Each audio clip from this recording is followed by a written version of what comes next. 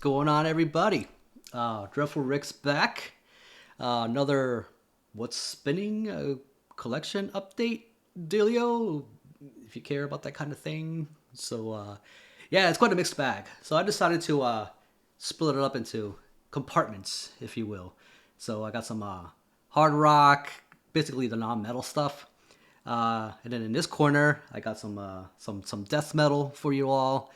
And then on the other corner here, I got the ugly shit, you know, some black metal stuff with those leanings. So if you don't care about that, you can kind of parachute when I get to that portion.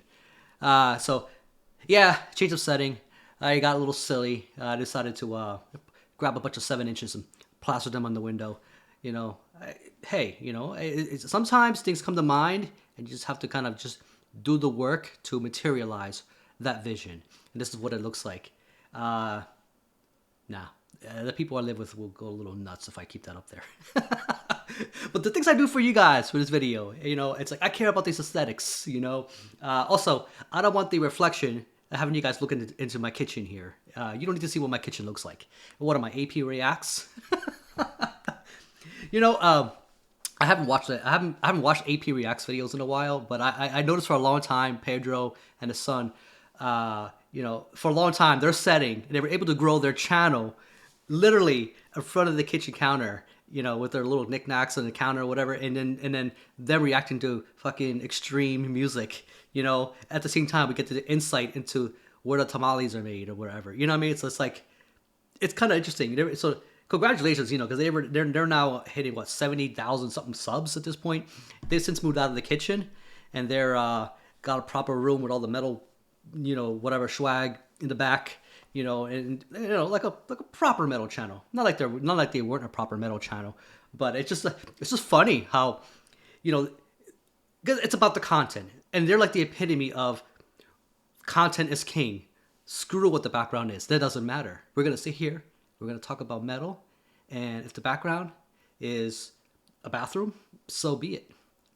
But I don't work that way because I suck with words, so I'd rather just change the setting around. But you know, no insult on the tamales. You know, I'm Hispanic too. I love tamales. You don't get these chipmunk cheeks, you know, eating rice cakes. You know what I mean? So if you want to work on that, definitely recommend the tamales. All right, let's just see what I pulled. God.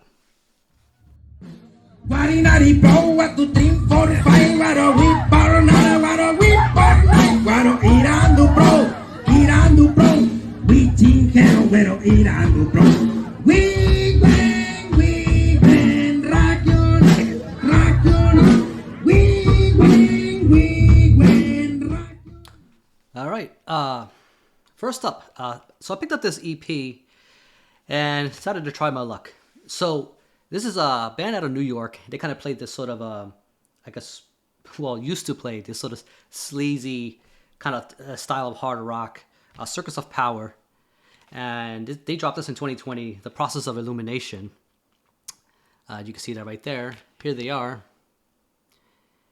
And yeah, it very much feels like it's a bunch of leftover tracks.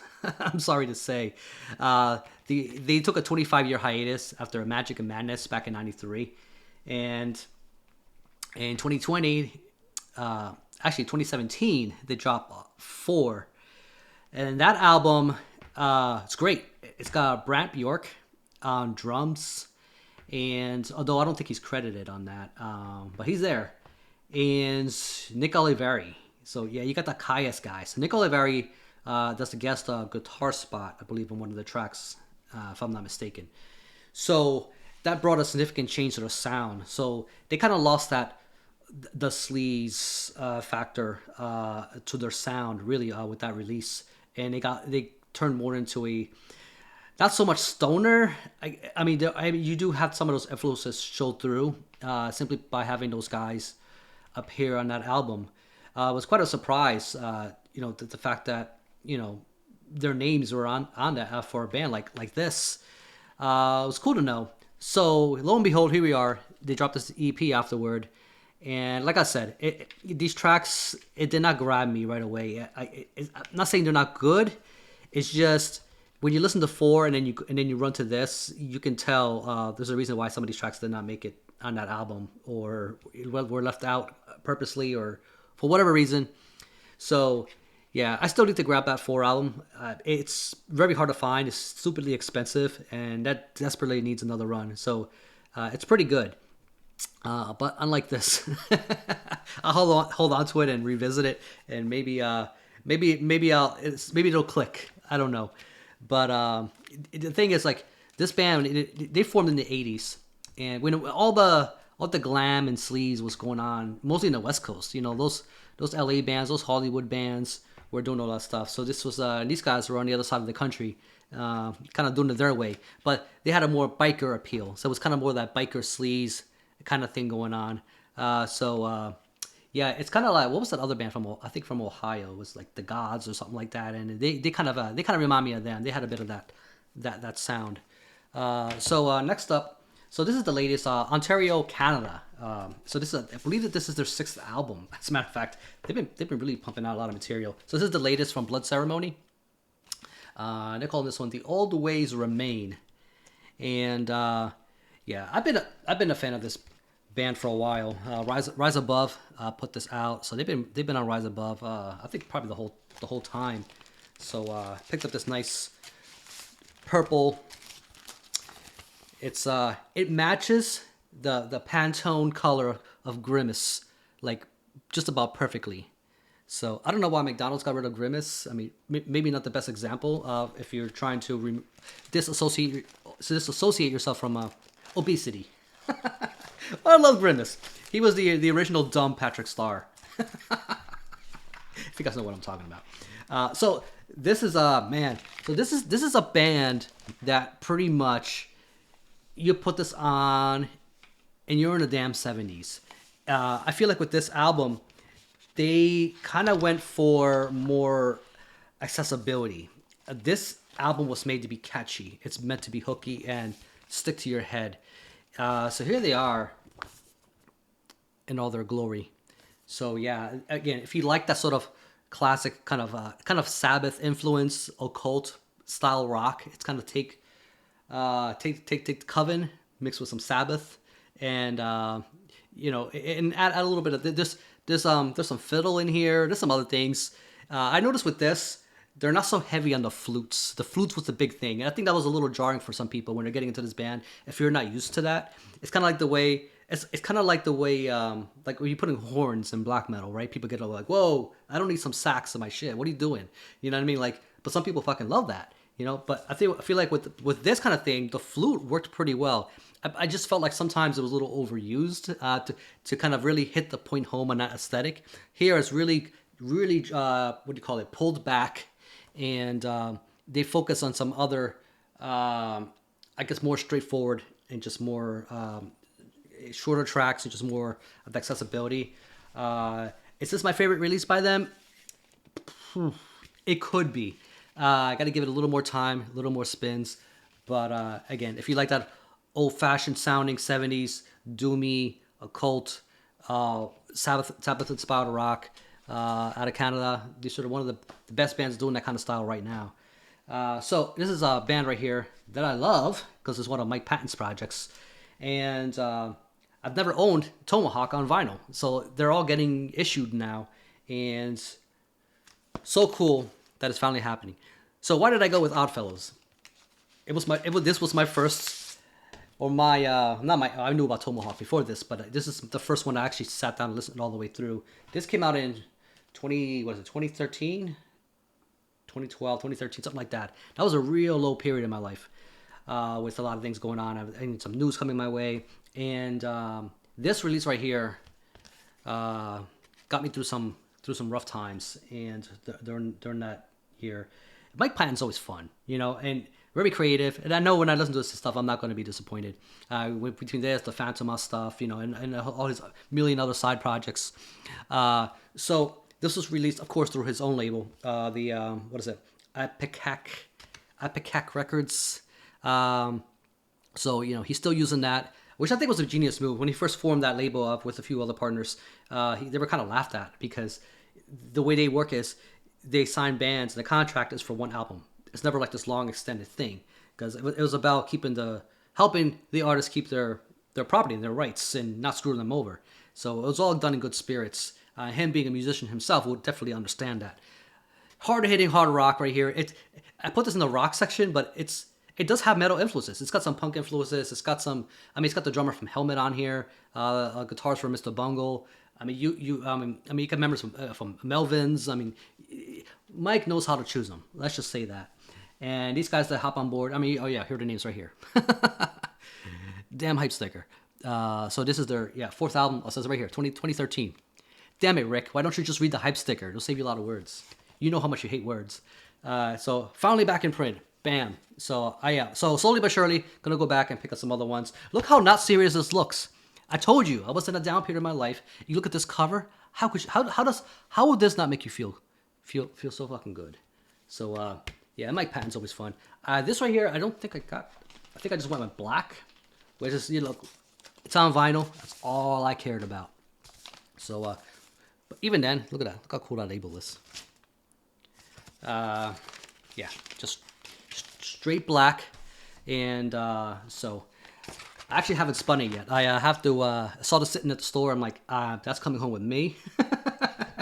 I mean, I listened to this album a million times. I don't need to, but I mean, I'm curious to see how well this spins. I think Stone Letter was probably the big leading single off this when it came out. Cool track. Maybe I'll just leave a link to that so you guys can enjoy if you for some reason are not familiar with Tomahawk. So the next one up here. So this is a band that's gotten a lot of shit. I don't know why. I wonder why. Yeah. So I'm talking about. So this is a band I used to laugh at myself too back in the day, and I kind of regret it because they're kind of glammy and hard rocky. They're not glammy like something like Rat was or those other LA bands or anything like that. Winger, they were actually good. I mean, yeah. Now I get it. You have some cringy sounding song titles. I'm not gonna get into that but I'm just talking about the straight music. So those of you who've been giving this band flack, go back and revisit their stuff. You might have a different appreciation for them. But I saw this sitting there, and man, this is one of those examples where a great album coming out at the worst time. So I'm talking about Pull. And dropped in 93, and it sounds very much of his time period. I mean, this is something you put this on, you're like, yeah, this is definitely some kick-ass guitar driven, just hard rock, melodic hard rock that would have came out, kind of around that time. But the thing is, like, had this come out maybe, and I hate to say it because this is another one of those albums, 3 or 4 years earlier, this would have killed. If this would have came out right before, the whole big grunge thing was a thing, this would have been a staple. But no, it dropped in 93 when, Candlebox were on repeat on MTV. Bam. I find that the middle of this album is where the strongest tracks are, at least for me. Junkyard Dog, Spell 'Em Under, In for the Kill. I mean, there's some cool solos in here. There's some cool melodies going on. I mean, I think this is, Kip Winger's, and these guys' best work. You didn't think you'd see a Winger album on the damn Dreadful channel, huh? I could pull anything, man. Anything. Yeah, so I got this nice, it's on a creamsicle orange. Love that classic looking label right here. I mean, look at that. So, yeah, give them a chance. You know what I mean?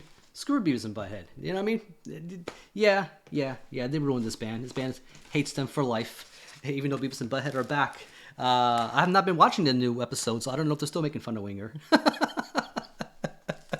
So, So there's the rock stuff I pulled. So let's see some death metal. Sun's coming up. Yeah, I'm recording this early in the morning, and because it's summer, the sun basically starts to come up at around 5:30 in the morning. And so after this video, I gotta go take out the trash. This is the stuff you guys need to know. This is the scoop, man. Anyway, so I got 2 tapes here, and so these are two by that Juan Juan. They're based out of China. The damn name is hard to say. So I got the first defleshed EP, Mabelskapelli, and cool stuff. So this is one of those where a distro buy. So Life After Death had a sale at one point, and I decided to jump on this because whenever they have stuff like this, they don't have like a lot of quantities on hand. So yeah, so Defleshed actually took a bit of a hiatus, and then they came back with an album. Was it last year? So still need to check that one out. But I've been kind of lukewarm on the band over the years. They're one of those bands that's kind of pretty much straightforward. They're not about any big sassy tricks. They're quite brutal, fast, very cutting riffs.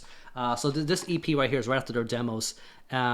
Even though it's not called a demo, it's still the quality on there. It's the production. It still has a demo. It still has a demo vibe to it. Maybe it's just because of its time. So this is 60 out of 100 of these were made. So there's not a lot of these floating around. So this is if you're trying to catch up on their catalog. This is a nice little quirky tape to hang on.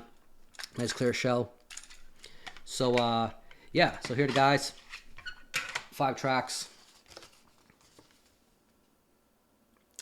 So these guys are it's kind of like a less blasty Suffocation, if you will. I think the first track or second track has this cool solo in there, the melodic moment. I kind of wish they had more of that kind of stuff going on in here too. But they kind of refrain. They're all about the brutality. So it's not overly fast, but it's nice and chunky. And yeah, so you can kind of get a bit into the insight into what this band would eventually become and turn into, where they would grow from. So this is cool. This other band right here is from Colombia. So they put out I want to say 3 full lengths. So this is their debut, and this debut dropped in '96. So this is Agony with Millennium, and I don't know if this is limited. I guess it's limited. So like all their other stuff. So you can kind of see that little guy with the mask there, and there's a guy back here, I guess, with a gas mask. Nice blue shell. So yeah, quite cool. This band had a hard time making any grounds. I don't think they were on any what you call major label, at least not any one that we might know. So this is why you have not heard of this band, or maybe not have been familiar with kind of making inroads into the U.S. and Europe and wherever. So this is a really good thrash band that just came out at the wrong time, like that Winger album, like Pull. In '96, people were not looking for this kind of thing. As far as their sound, I mean, it kind of falls. I think from what I hear, my ears pick up. It sounds like something very comparable to Sepultura's, but Sepultura's earlier catalog. So think of Schizophrenia era and Beneath the Remains. So it sounds like it's nestled right sweetly in between. If Sepultura were to release an album between Schizophrenia and Beneath the Remains, it would sound something kind of like this. This is what the production reminds me of, except they came out in '96. Sepultura themselves were not even doing it. They came out with Roots instead in '96. They weren't putting out shit like this. I wish they did, but they didn't. Yeah, sad tear clown face. But if you see this around, definitely check them out, pick them up. If you're looking for some good cutting thrash, fast, kind of Sepultura inspired, even though they're not from Brazil. It's South American, right? We all just lump them all in that continent, right? Anyway, so Tony, Life Eternal, showed this a little while back. I actually made the order right away after watching this video, and so it took a little while to get here, but I got it and started spinning it. And this is Invokator, Excursion Demise. Really, really cool kind of technical death thrash. So this came out in '91, and so Hammerheart reissued this, and yeah, it came out during that golden year, right? '91, and so so I have this thing where like the slipcase looking exactly like the cover.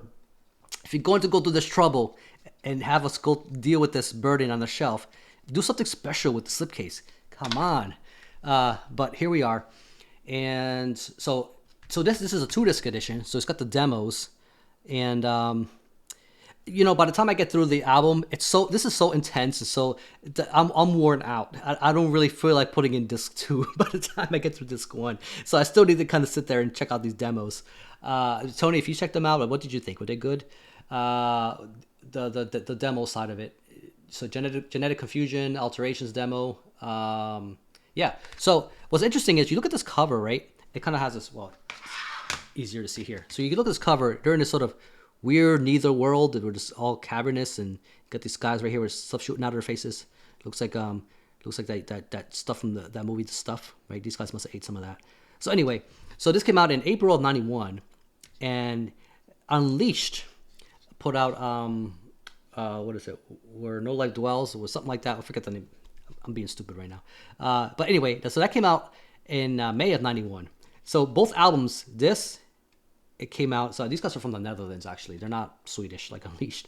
But it's interesting how like you have these sort of similarities with the album arts, kind of where No Life Dwells. There we go. It just came to me. So this has that kind of vibe, gets me that vibe. And they both came out within a month of each other, interestingly enough. So this right here, again, it's quite technical. It's got it kind of reminds me of it reminds me of Death. It's kind of like Death meets like Demolition Hammer, So yeah, it was never not to like. So quite awesome. Definitely highly recommend it. Thank you, Tony, man. I love this, man. So I've been spinning the first disc anyway. The first disc shit out of it. And so I made an order through Ground Zero Salem. So I finally decided to unveil this. He might still have it at his site. I haven't checked. For Pandemonium. Pandemonium are a Polish band, and it kind of plays the sort of evil, blackened, not quite blackened not blackened by today's definition of it. I would say, so this is the Ancient Catatonia right here. There you go. Look at that. Classic album. I'm sure you guys are already familiar with this. Those of you who've been, watch this channel would know what this is. So it's just cool to finally have a copy of this. And this came out in, 94, I believe, something like that. I'm so bad with years. Recorded in 93. Okay, so recorded in 93, probably came out in 94. There you go. So, yeah, was sitting there. Pat had it at the right price. And so, I jumped on it and took the bait. And bam, here we are. So it came in this clear, double LP. And I'm not the biggest fan of clear, but that's what they had on offer, so it's fine. I don't hate clear. It just, if I had a choice, I wouldn't go with it. But for some reason, I'm okay with it for this. So Pandemonium. Now that was the name of the band, and so this kind of it kind of has that. God, if you were to take early Samael with some Celtic Frost influences thrown in there, you kind of get this sound. So it's a little bit kind of toes the line, like the way Celtic Frost has, with their style. They're a little doomy. They can be a little blackened, a little death, So it kind of a little bit has those. So they're really riff oriented. So again, if you like your left dark, evil, and riff oriented, can't go wrong with this. So I went ahead and picked up 2 CDs, also from Life After Death, because they had to sit in there and these stroll by. And I already knew these guys were the Pandemonium guys. So they changed their name after this. So the one of the members had the rights to the name, and so the members couldn't move on using that name. So they call themselves Domain. So this is their second under that name, Domain, second album from Oblivion. And so the first Domain album was called Pandemonium. It's kind of a bit of an FU to the member who took the name and said, "Well, you can't use it. Okay, fine. We're gonna call our album that name." There you go. There's a little loophole. So so this right here, man. So it sounds a little more progressive. The instrumentation is more mature. It's not as primitive as the Ancient Catatonia, but it's good. it's a limited run. It's a copy of 456 over here. So I don't know. Maybe it was 500 of these they made. I'm not quite sure, but look at that. It's pretty cool. It has the same image in the back as this. Interestingly enough, look at that. Bam. I'm not sure what that is. I should have done some research to at least have some information for you what that is, but I didn't. I also have this thing with I like these kind of CDs, you know, it has this cool kind of simplistic design. But man, if you have like one of those 25 disc changers or whatever, and you pop that in there, you don't remember what the disc looks like for what band, you're gonna have a hell of a time trying to match that up. So yeah, really cool. Here's the band. So I also picked up the release after this. So they released 3 full lengths under the name of Domain. So Pandemonium, they became Domain.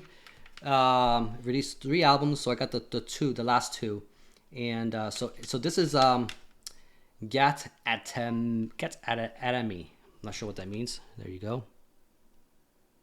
So this came out in 2004. So I believe this one came out in what, 99? Something like, I think it was 99, and then this one came out in 2004, 2002, 2000. It was early 2000s, that's for sure. And even more removed from their early sound. This has a lot more expansive sound. It's not so riff oriented as their earlier material. I prefer this simply because it's kind of a nice transition album from the Pandemonium and what became of this. I think there's some female vocals on here too at some points. They kind of experiment with a little more. They kind of move in a trajectory. Like take like a band like Rotting Christ, right? They kind of just started out kind of that evil, brooding kind of style, and eventually they moved more into that. Well, they had a little bit of a gothic period, and then kind of more of a dark metal kind of sound, right? They're more of like a dark metal band. So these guys kind of started heading more towards that dark metal kind of leanings. So happy to report that they're now Pandemonium again. I don't know if they paid them guy off or how they were able to get the rights to use the name again, but miracles can happen. Hey, maybe even Cannibal Corpse can get their old logo back. Hey, God can dream, right? So now we have so I've been loving the shit out of this one here. So this is the new Creeping Death, and yeah, so just Beat Potatoes, death metal out of Texas, right here. So I ordered this through the Give Me Vinyl service. So they have this on quite a discount for something that's supposed to be a pre-order. I guess was it MNRK Heavy put this out. Boundless Domain. This could be riding on Album of the Year for me. At least it'll be in the top 10. I like it that much. So, but new Cannibal Corpse has been announced. The new Incantation. So we're heading into July. So like again, might be a premature announcement, but this is strong. I like this more than the new Frozen Soul. Yeah, sorry to say, I love Frozen Soul, but this, I don't know. This hits a different spot for me. So yeah, here are the guys. Bam! Look at that. Look at that. And keep it this nice kind of purple vinyl. I don't know. Like, what's your opinion? Like, is this more grimacy than the other one I showed you earlier? But it's cool. But this is more marbled, right? Look at that. Really pretty color, and I think it goes pretty well with the album art.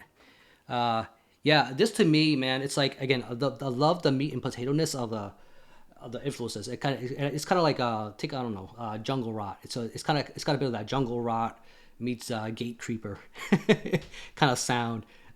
These guys do have a bit of a hardcore influence, but it's not in your blatant and in your face like that. It's just some with some of the transitions, some of the overlays with the riffs. You can kind of hear it in there. But if you're not into hardcore, don't worry. It's still a very death metal album. Yeah, Creeping Death, Boundless Domain, good stuff. Definitely recommend if you haven't jumped on that yet. And lastly, there's something that just came in the mail just yesterday. So I haven't had a chance to really sit down and really listen to it. I listened to it at Bandcamp, and again, so Freeze Upon Arrival. So I looked at this and go, well, it can't be a CD, right? What is this? Or because most mail that comes in here is mine because I order a lot of shit. So Frozen Screams imprint. I'm like, oh, okay, I think I know what that is. So yeah, so this is the latest. Oh, and it came with the Keep Frozen envelope booklet which I'm doing the opening right now. So yeah, so here we go. This is the latest Ruin EP. Came out Halloween Day, I think, of 2022. Believe it or not. And yeah, this is where death is spread out across the sky. Yeah, so Frozen Screams put this out. It came in this nice kind of clam shelly kind of thing. So it's still in the shrink here. Let's see if I can get this open for you. So cool. So this is I believe the second pressing. They ran a pressing of this the first time around last year and sold out, of course, because it's Ruin, and Ruin are awesome. And Ruin, in my opinion, are one of the most disturbing death metal bands out right now doing this kind of thing. These guys are disturbing. It's like every time I listen to the stuff, I gotta. So yeah, so look at that. I mean, I think it goes like this. Yeah, here we go. So here's the tape. A different color than the first. I think the first one came with like an obi strip or something. The first press. I don't know. I'm glad it doesn't come with the obi strip for this one, because those things are a pain in the ass to deal with. But there you go. There's the track listing. Cool, gray. I'm not gonna take it out right now, but yeah. So there you go. So here's the artwork. I mean, like I told you, these guys are disturbing. Everything about them is just nasty, sick, and just, again, members of Wrenth, right? If you know Wrenth, there you go. Cool death metal out of California. So yeah, really disturbing. So let's see what's in this little envelope over here. So I think it's just keep frozen, man. I'm just so amused by that.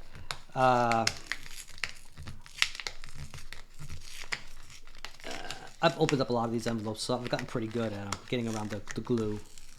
So I'll work at a place where I deal with direct marketing, so I deal with a lot of envelopes. So yeah, look at that. So this is some kind of booklet. And all right. So this is okay, so this is it's the Frozen, the Frozen imprint. So this is their sticker. Yeah, Frozen Screams. There you go. Sticker, and looks like it's a promo card. It's a promo card, like an actual card. I mean, look at that. It's actually kind of cool. Yeah, Piss Rot, which I showed in one of my previous updates. That's Seep. I have a CD of that. The Wretched Inferno. I haven't explored that. I need to check that out. Is it good? Yeah. So that Dipigus, I still need to grab that. Yeah, it's good stuff. New Noxus. Oh yeah, time for some New Noxus. Live at Joe's Garage. It's a live album, but still cool nevertheless. And yeah, so I think it's looks like it's a lyrics book. Man, these guys really went all out for this. For something that's supposed to be just an EP. I'm telling you, these guys are disturbing as shit.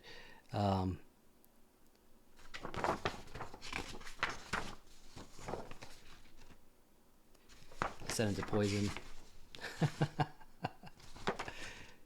Pretty nuts. I mean, look at that. It even has a... Oh, yeah, look at that. An homage to Justin Bartlett, who passed away earlier this year. Rest in peace. Now you talk about disturbing. His illustrations were really disturbing. It's Frozen Screams imprint. So there you go. Yeah, a little long, but there's my death metal segment. Let's move on to some black metal and call it a video day. Black metal. You know what's hilarious? So as I'm recording, the sun's progressively coming up, right? And then as I progress into this video, my shit gets darker. So it would have been actually cooler the other way around. As my showings get darker, the sun starts to set, Damn it, lost opportunity. I'm not re-recording this, all right? So this is, you're going to get what you're going to get. So let's start off with this. So this is a release I've actually been wanting for a little while now. So this is the first Predatory Light. Last year's release, Death in the Twilight Hours. Amazing. And I think I got that from $20 Spin. And that album went largely it went noticed, but not. I don't think it was appreciated enough. And I think I know why, and I'm kind of guilty myself of it. And that is because well, the Negative Plane album came out. Negative Plane put out their stuff, and it was kind of like, if you're looking for something kind of in that, what do you call it? That kind of black metal, occultish, just very, just strange and, kind of not so run of the mill type of black metal, especially US based. I think that kind of won out favors among many over something like Predatory Light. Predatory Light don't sound like Negative Plane. They're definitely more structurally dissonant and just strange in their own little kind of way. And it even goes back to the first self-titled album. Let me look at that artwork. So just black. So this is cool label though. I like that label. So so here we are. So Invictus. We're involved with this, and don't think there's any crazy special insert with this. It's just the guys being all dark, unlike me with the sunlight back here. What is wrong with me? But this sounds just like what it looks like. It can get very disturbing and at times dissonant and structurally just odd, but still very, very, very much evil. Predatory Light. Really cool. Again, I fell in love with the last album, Death in the Twilight Hours, and went back, listened to this. I gotta grab this. So I hopped in and jumped in on that. So again, they only have 2 albums out, 2 full lengths anyway. So if you want to get started on their discography, you like their stuff, hop on board before. I don't think it's gonna get hard to find, but you never know with these things. So next up is order I made through Death Prayer. And this is one I've been wanting a while. So, if you guys know, I've been collecting the Revenant Marquee stuff. So, it's a one-man black metal thing out of Wales. Some of you are going to roll your eyes if you're not into the one-man thing. So, I think this is one of the better bands doing this style. And it's got very popular for good reason.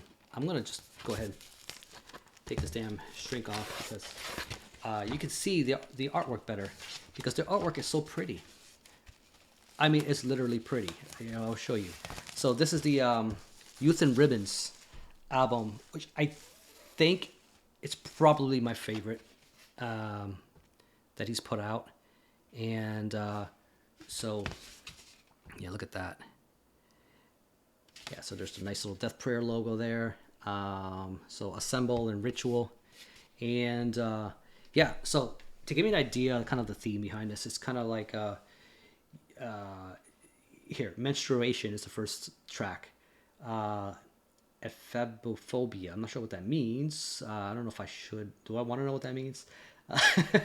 Gravelit Transmogrification. It's probably my favorite track on here. It's crazy, weird, and just abrupt, and just has these twists and turns.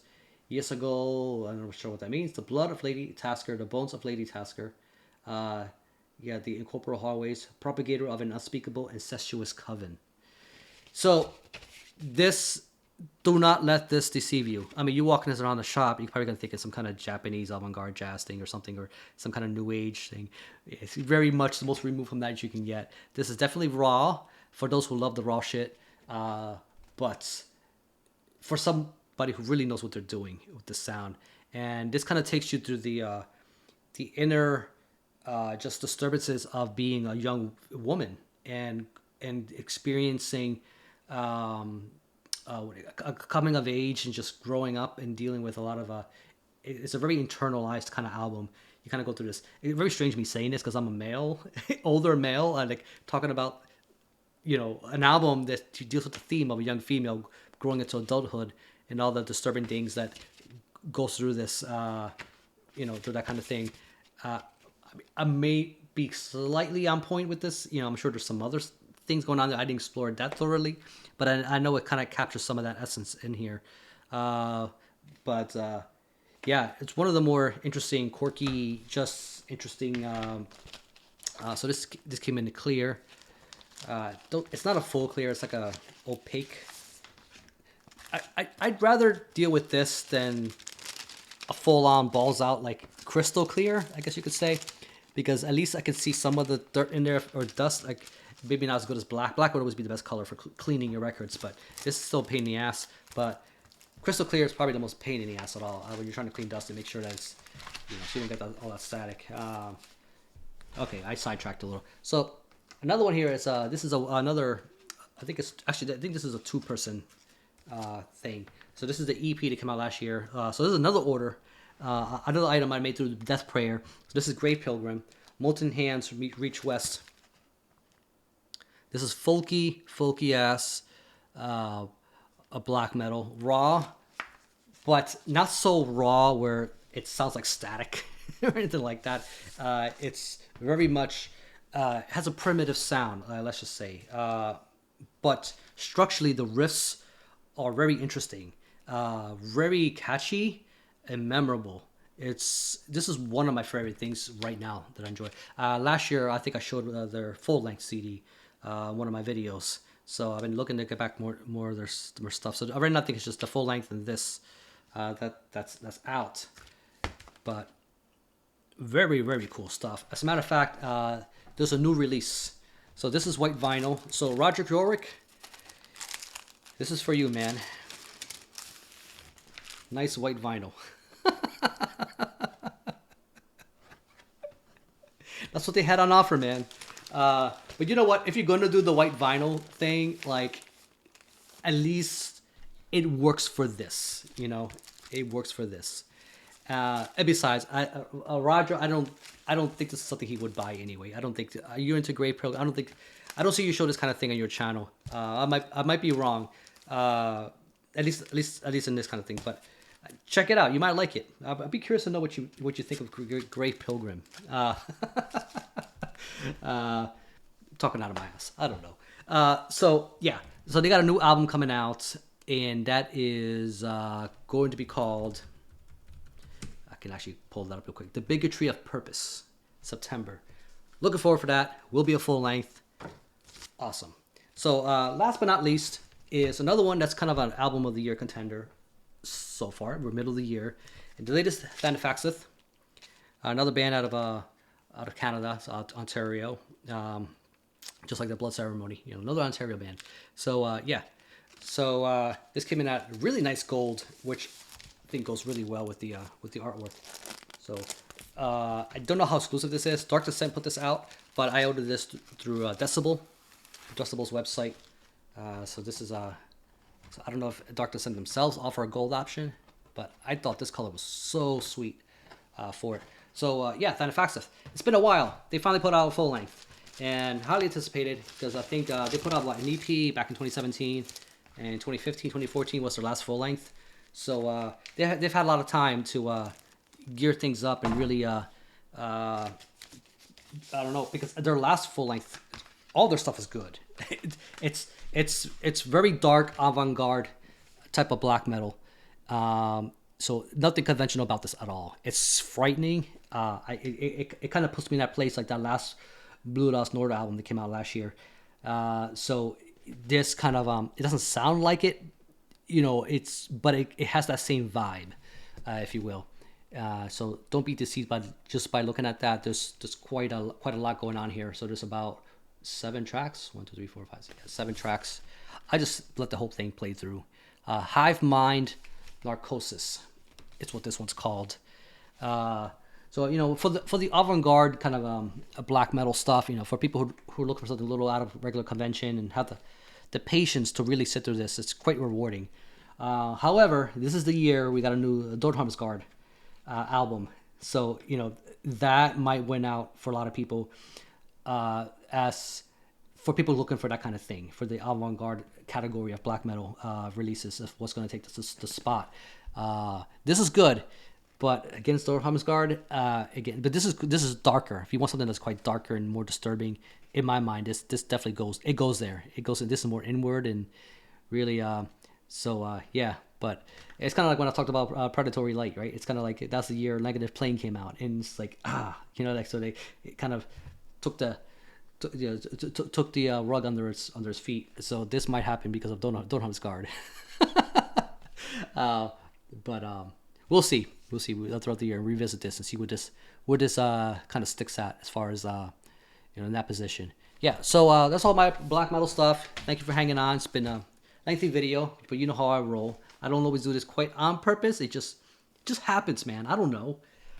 So catch you on the next one. Definitely keep it dreadful. I got some trash to take out. You know what I mean? I got a ton of packaging shit I got to throw away, and yeah, the garbage man's gonna hate me this week. So it is what it is. So.